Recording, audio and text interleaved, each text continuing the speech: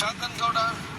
ಮೊನ್ನೆ ಸಭಾಧ್ಯಕ್ಷರೇ, ಆರೋಗ್ಯ ಮತ್ತು ಕುಟುಂಬ ಕಲ್ಯಾಣ ಸಚಿವರನ್ನ 1993 ಪ್ರಶ್ನೆ ಕೇಳಬೇಕು. ಅಧ್ಯಕ್ಷರೇ, ಉತ್ತರ ವಹಿಸ್ಯಾರೆ 7 ವರ್ಷ ಆಯ್ತು ಹೊಸ ತಾಲೂಕು. ಉತ್ತರ ಏನ್ ಕೊಟ್ಟಿದ್ದಾರೆ? 59 ತಾಲೂಕುಗಳಿದಾವೆ. 2630 ಕೋಟಿ ರೂಪಾಯಿ ಬೇಕಾಗುತ್ತೆ. ಒಂದೊಂದು ಹಾಸ್ಪಿಟ್ಲಿಗೆ 40 ಕೋಟಿ ರೂಪಾಯಿ ಆಗುತ್ತೆ. ನಿಯಮಾನುಸಾರ ಅಂತ ಹೇಳ್ತಾರೆ. ನಮ್ಮ ತಾಲೂಕಿಗೆ ನ್ಯಾಮ ದೇವಸ್ಥಾನ ಬಂದರೆ ಅದ್ರ ಶಿವಮೊಗ್ಗ ತಾಲೂಕು ಗ್ರಾಮೀಣ ಭಾಗದ ಪೇಷಂಟ್ ಲೆವೆಲ್ ಬರ್ತಾರೆ.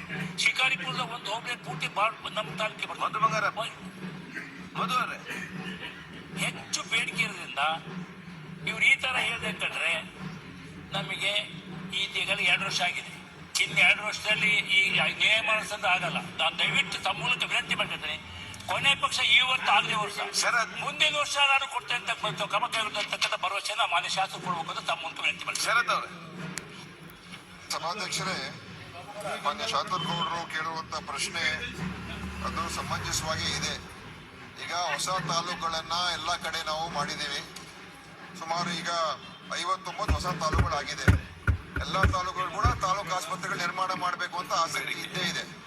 ಆದ್ರೆ ನಾವು ಈ ವರ್ಷ ಏನ್ ಮಾಡಿದೀವಿ ಅಂತ ಹೇಳಿದ್ರೆ, ಪ್ರಥಮ ಹಂತದಲ್ಲಿ, ಯಾಕಂದ್ರೆ ಈ 59 ತಾಲೂಕುಗಳಲ್ಲಿ ಸುಮಾರು 11 ತಾಲೂಕುಗಳಲ್ಲಿ ಅಲ್ಲಿ ಒಂದು ಸಮುದಾಯ ಆರೋಗ್ಯ ಕೇಂದ್ರನೂ ಇಲ್ಲ. ತಾಲೂಕು ಆಸ್ಪತ್ರೆ ಬಿಟ್ಬಿಡಿ, ಒಂದು ಸಮುದಾಯ ಆರೋಗ್ಯ ಕೇಂದ್ರನೂ ಇರಲಿಲ್ಲ. ಅದರಲ್ಲಿ ಬರೀ ಪ್ರಾಥಮಿಕ ಆರೋಗ್ಯ ಕೇಂದ್ರ ಮಾತ್ರ ಇತ್ತು ಆ ಒಂದು 11 ತಾಲೂಕುಗಳಲ್ಲಿ.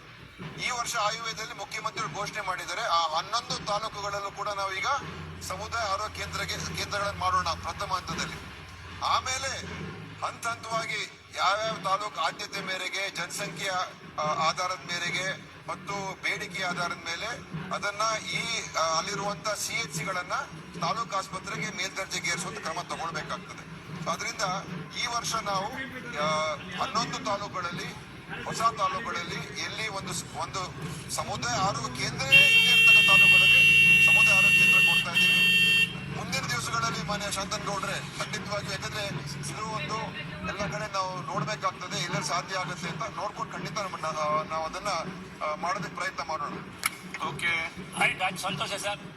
4 ಎಕರೆ ಜಮೀನನ್ನು ಈಗಾಗಲೇ ಆರೋಗ್ಯ ಇಲಾಖೆ ಅಂತ ಮಂಜೂರು ಮಾಡಿಸಿ ನಕಲು ತಮ್ಮ ಇಲಾಖೆ ಮುಟ್ಟಿಸ್ತೇವೆ. ಮುಂದಿನ ವರ್ಷಕ್ಕೆ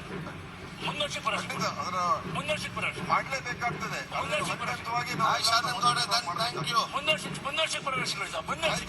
ಅದನ್ನ ಗಮನ ಇಟ್ಕೊಡ್ತೀವಿ. ಮುಂದುವರ್ಷಕ್ಕೆ ಧನ್ಯವಾದ. ಜನಾರ್ದನ್ ರೆಡ್ಡಿ.